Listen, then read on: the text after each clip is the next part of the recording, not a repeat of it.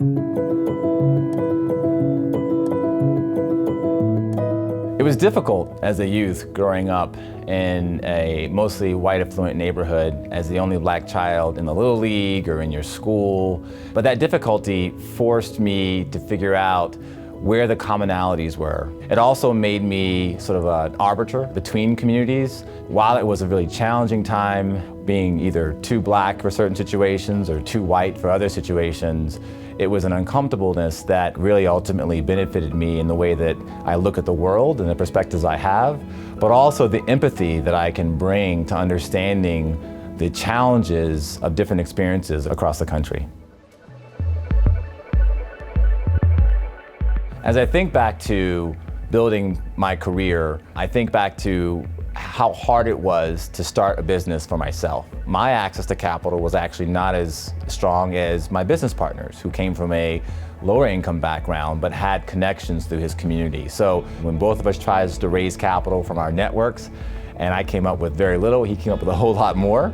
And I was like, wow, this racial inequity when it comes to network wealth is a real thing. And what does that mean for your ability to start a business?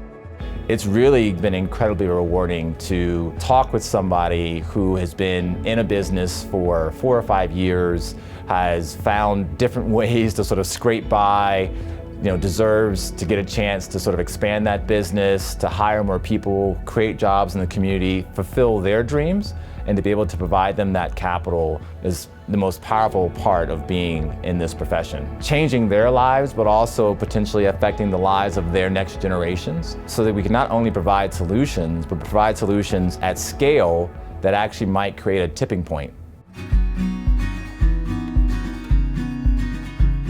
The awesome thing about LISC is it, at the same time, has this national perspective on solutions for communities, but also has folks in communities, 38 of them all over the country, that can give you real context for the actual challenges and how they manifest in those particular communities.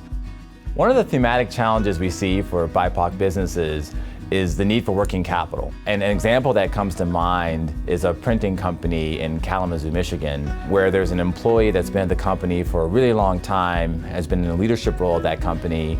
The owner is looking to transition the business. The employee, who's a BIPOC employee, just needs some capital to basically be able to buy the building and the business from the existing owner. So again, the concept of someone who's gone 90% of the way in terms of setting the business up and preparing themselves for success, it just needs 10% more, this capital, to sort of get them over the hump.